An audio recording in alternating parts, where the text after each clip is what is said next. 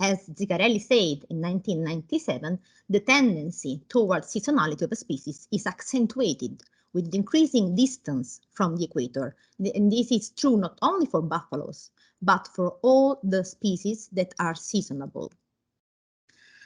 Of course, together with the reproductive seasonality, there are still some, let's say, problems that we try to overcome when we are working with buffaloes, and in particular with the reproductive characteristics. Let's say that if there is no reproduction, there is no production, and this is very important in zootechnic.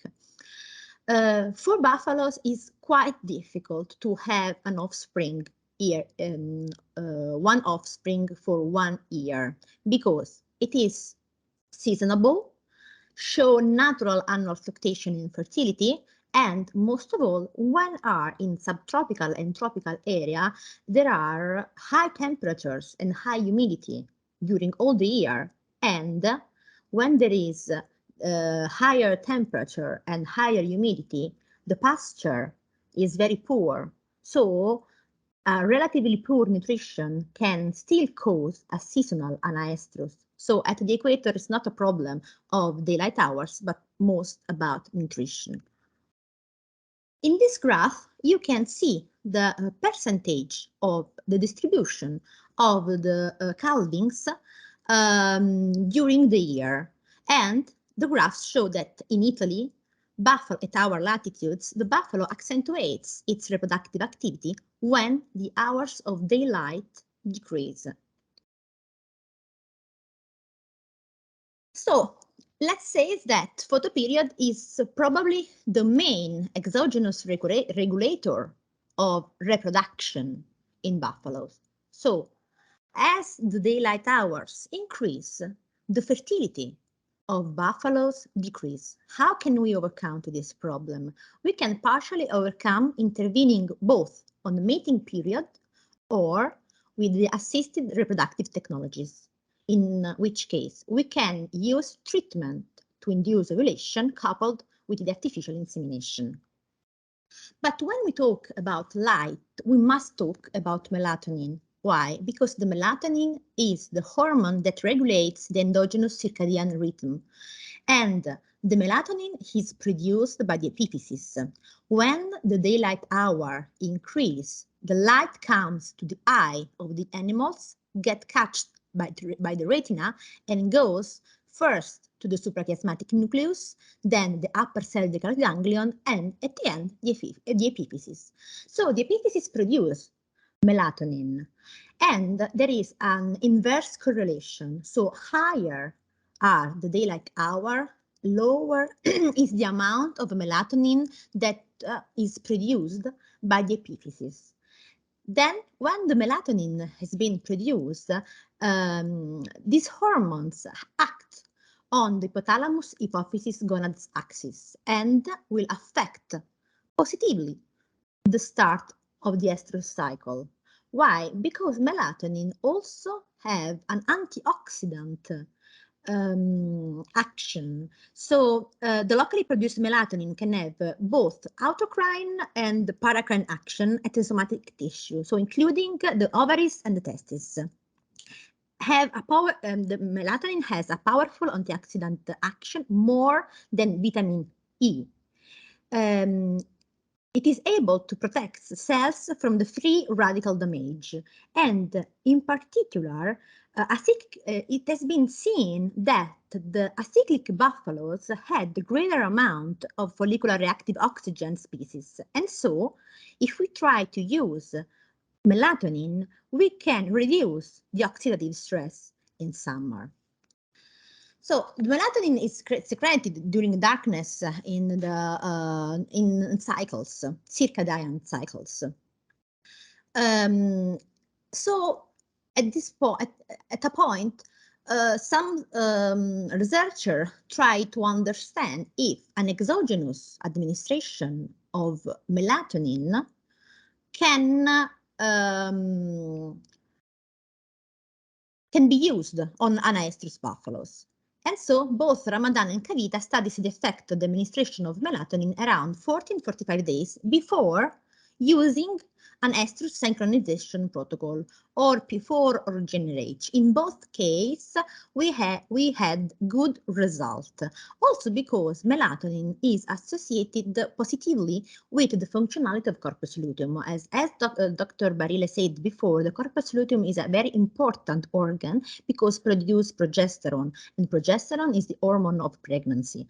So a higher amount of progesterone can better maintain a pregnancy also in summer when the reproductive activity of buffalo is lower. We have some limitation to these studies just because both of them were taken in India with Indian Mara buffalo. So we can say that the use of melatonin works at that latitudes, but we still don't know what is the influence of the melatonin at our latitudes, or in Brazil or in Australia. I mean, let's say that the broad conclusion from these studies in short-day breeder is that melatonin has a beneficial effect on fertility in seasonal anaestrus females, subjected, of course, to an anaestrus synchronization protocol. So we can use melatonin, but also together with a anaestrus synchronization protocol. If we now have a look to both of the most recent studies about food quality and in particular food nutraceutical quality, we can say that buffalo-derived products probably are one of the best products in terms of quality. So we must develop new strategies that can optimize the reproductive performance in buffalo. And this is important not only for endowed country, but also for non-endowed production system. In Italy, we have a little problem because the consumer needing are not in sync with the percentage of calvings. What does it mean? That in Italy, most of the consumers prefer eat mozzarella cheese in spring, summer period. But if you remember, the animals start to calving when? In August, September, October. So when daylight hours start to decrease. So we have a non-synchronized relationship between the amount of milk needed to produce mozzarella and the consumer needing. In the past, the farmer could freeze milk, but nowadays it's impossible because with the PDO label of mozzarella di bufala campania cheese, this is prohibited because the freezing of the milk could alter the organoleptic qualities of the milk and in turn of the mozzarella cheese. So what can we do? We can try to work on the mating period, and Professor Zicarelli create a technique, a protocol called out of breeding season mating technique. And with this technique, we can have a monthly reduction of the 13% of the milk production in the autumn period and a increase of the amount of milk during the spring-summer period. And this kind of production now is in trend with the market demand. How can we apply this technique? We can work with different kind of herd that are very different among each other. We have to take in consideration the seasonality degree of the herd, the number of heifers in the farm, and also the commercial condition of the area. The seasonality degree is the amount of animal that calves during the autumn-winter period. So if I have the 70% of the herd that calves between August and December, we can say that the herd is highly seasonable, and so we have to use a soft technique in 3 years. Otherwise, if we have a 50-50 situation, we can develop a drastic technique in 2 years. there is no doubt that the application of this technique leads to a reduction in fertility. This is one of the disadvantage, because we are trying to induce the mating of the animal in a not favorable period. And that's why we are working with a soft and a drastic technique in order to better synchronize the physiology of the animal with the request of the market. Then the number of heifers in the farm is very important because the heifers are less affected by the photoperiod and so are easily seasonable. Let's say that younger are the animals, more easier is to use the technique because are less affected by the season and also the commercial condition of the area. Why? Because if we are working in a big city, we need milk all the year, probably a little bit during the spring summer, but let's say all the year. While if we are working in a small city near the sea, maybe it's better to focus only on the spring-summer period because probably we will have tourists. That's why the market demand for milk is not the same everywhere. We can work firstly with heifers because I told you that the heifers are less work with heifers is easily. How can we do? We are just working with sexual promiscuity. We can still work with bulls or just work with artificial insemination. It's up to the breeder. It depends if there are bulls or not. So why I will end the sexual promiscuity at the end of March? Because if I end the sexual promiscuity at the end of March, the first calving, considering the gestational length, I will have at the end of February. And another important thing that we have to consider is that buffalo produce the 50% of the milk in the first 4 months. So if the animals start to calving and so they start to get milk in February, March, April, May, I am okay. And I will end the sexual promiscuity. So I will put the bull out or I will finish the artificial insemination at the end of August. So the last calvings I will have at the beginning of July. If we go in a farm in which we have the 70% of the calvings between August and December, more or less this will be the situation. Okay, in this graph you can see the percentage of calvings in a herd highly seasonable at the beginning. Nothing has been done yet. I will just enter into the farm. This is the situation. What I will do the first year? Well, the first year, in this case, I have to apply a soft technique because the herd is highly seasonable. In this case, I will interrupt the sexual promiscuity on October 31st, and I will put again the bulls inside the 15th of January. Why I do this? Because if we think a little bit about which are on average the days open of buffaloes, let's say that on average buffaloes is able to be pregnant again after 50 days from the present delivery.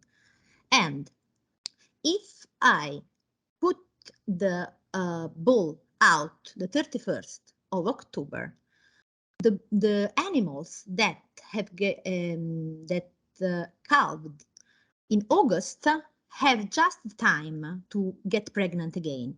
animals that delivery in September will be not in time to get pregnant, because at the 31st of October probably are not ready yet.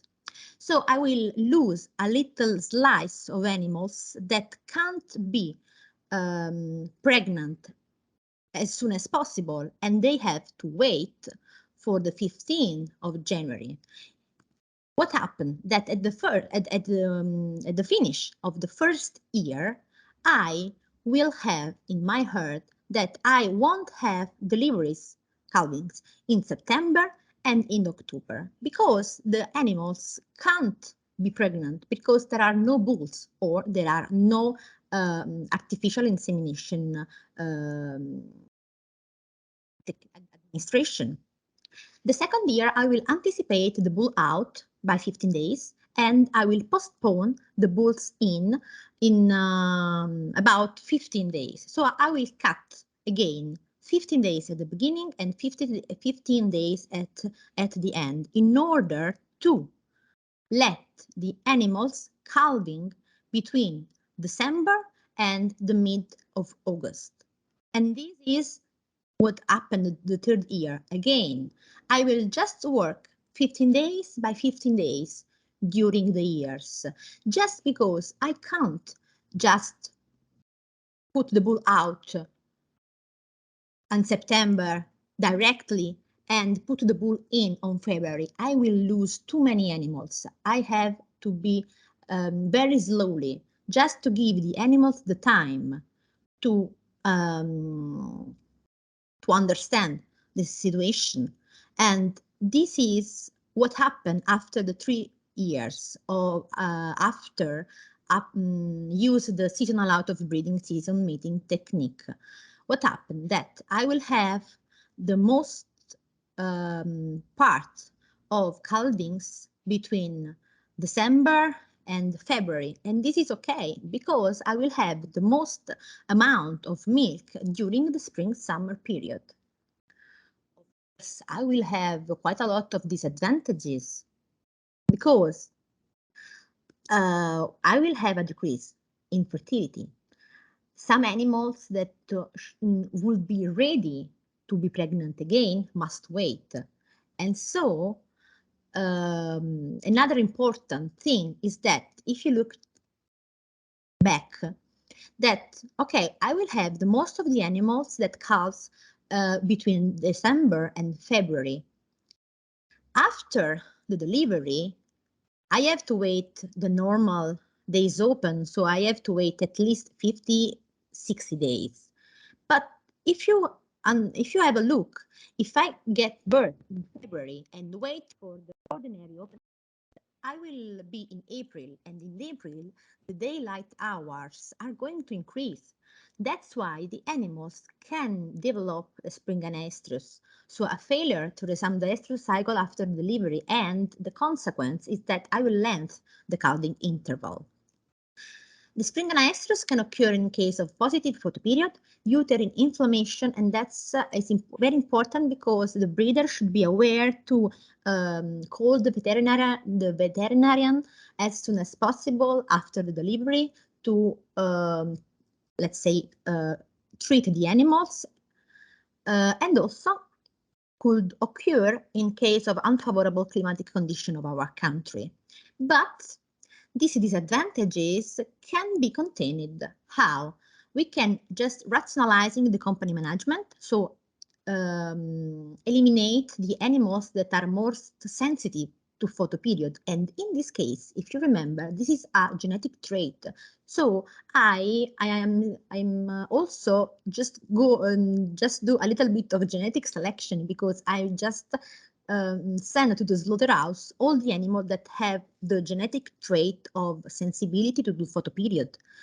Moreover, we can reduce the average age of the herd, because I told you the heifers are less seasonable and will increase the annual culling rate, and controlling the uterine hygiene in postpartum. In particular, I still have to avoid the placental retention and uterine prolapses. But let's say that these two things are mostly due to incorrect nutrition. And in this slide, we can just have a look on what happened in the same farm in red at the beginning of the treatment, I mean of the protocol, and in orange at the end after 3 years, how it is distributes the percentage of calvings. So there is a very huge difference between a seasonal herd and a not seasonal herd. I mean, this is more or less the same graph. The first one before is a bar graph. This is a line graph, but the information is more or less the same. So there are huge differences between non-seasonal and seasonal herd. And this is very important. This is a little bit old slide, but the information that carry out is very important because at least in Italy, we have two different way, how to say, in Italy, the cheese factory can pay the breeder differently. It depends on the season. The milk summer has paid a tot, and the winter milk has been paid another tot.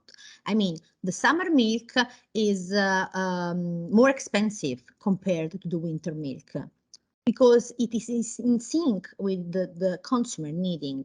And in a non-seasonal farm, so in a farm in which the out-of-breeding seasonality technique has been applied, we can save about 130 euros for each buffaloes. And at the end, it is a very, very important information because the difference in terms of economic matter is very important. And thank you all for the attention. Thank you, Angela, for the very interesting presentation.